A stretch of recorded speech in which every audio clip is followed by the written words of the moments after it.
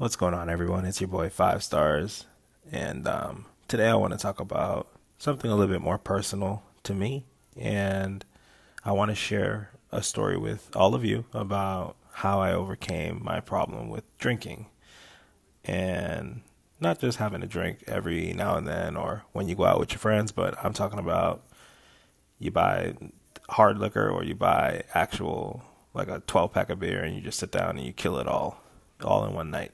So hopefully this will inspire some of you guys who want to quit drinking. Drinking isn't a bad thing.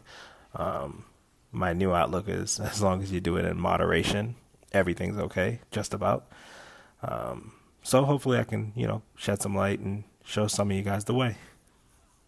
Now, I'm no professional at this. I'm only sharing my own personal story.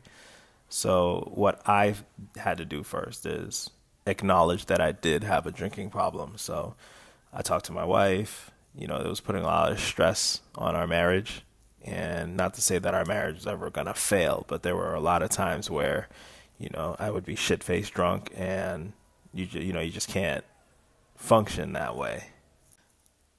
And once I discussed it with my wife, it was pretty clear that, I did have a problem because I remember clear as day. One day I was going home and I was like, I got this. Like, I don't really need a drink. And I was on my way home from work and I was like, yeah, I'm not going to pick up anything to drink tonight.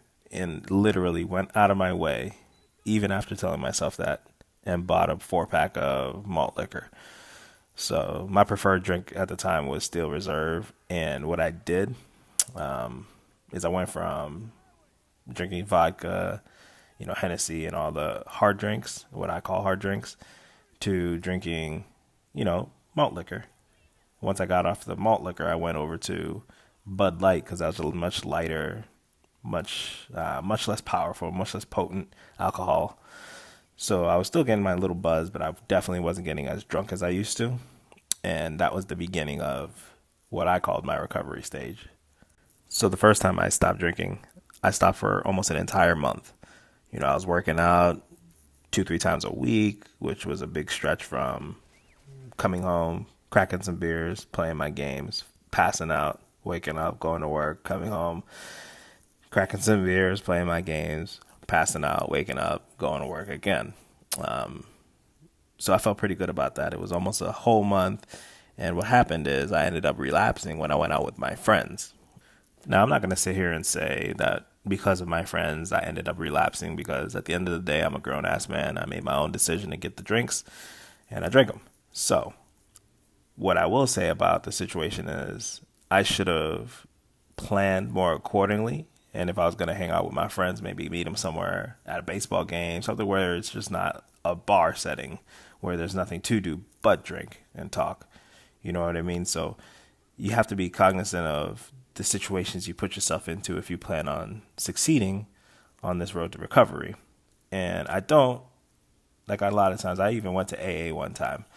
A lot of times they say, I'm a recovering alcoholic. I don't consider myself a recovering alcoholic because I haven't drank in 16 months.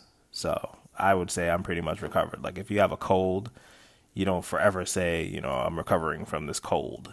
So that's a mindset of, just the alcohol is taking over and it will always be a part of your life. So I don't believe into that. I don't buy into that. I feel like I've beaten my alcohol addiction. Now that I've actually given you some backstory and shared my situation with you, I want to give you some tips that helped me along the way when I was ready to give up drinking altogether.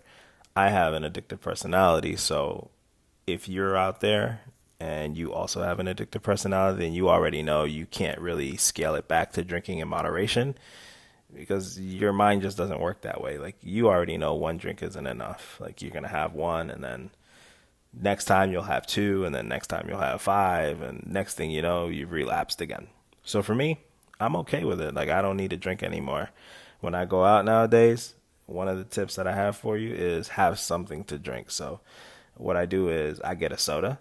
Like my friends will laugh at me when I go out with them, but I really don't care because I do this for my daughter, which is a tip I'll give you later on. Just grab a soda or grab a water, grab something to drink on so that you don't have that urge because a lot of times it's just a mental urge to put something in your mouth And a lot of times you just order a drink because that's what you're used to doing. That's what you used to do. One of the most powerful tools that you'll have to your at your disposal will be why you want to stop drinking. Now, that driving factor is going to be what stops you from buying that beer when you're walking down the aisle, or what stops you from, giving into that peer pressure like, "Hey man, do you want a drink?" Like that free drink that people also love to offer when you're trying to quit drinking. So, having a strong why is going to be your key to success. Another thing that you want to do is you want to plan out your success by maybe limiting interactions in places like bars or anywhere where you're accustomed to drinking a lot. So limit those interactions there. You also want to create a support group. So whether that be immediate family, best friends, and try to limit or eliminate the toxic people that are detrimental to your success.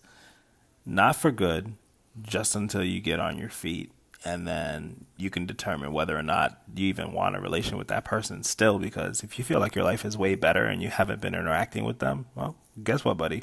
Your life is better without them.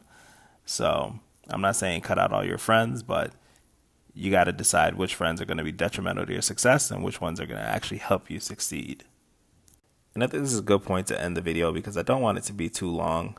And if I'm able to help at least one person out there, then it was totally worth making this video. So if you are that one person, there's a ton of help out there. There's a lot of hope out there. You're not alone. There's millions upon millions of alcoholics and some people that used to be alcoholics. So just all you got to do is open up the internet, and you may actually know some people that have, won their struggle with alcohol already. So look to them for some tutelage and some counseling, and you got this, man. So you just got to stay focused and figure out your why, because like I said, that's your biggest driver is going to be why you want to quit drinking. And for me, it was my daughter. I never wanted to be in a situation where I was drunk and had to make a life or death decision or a very important decision and not have a clear, state of mind, because that would be the end of me.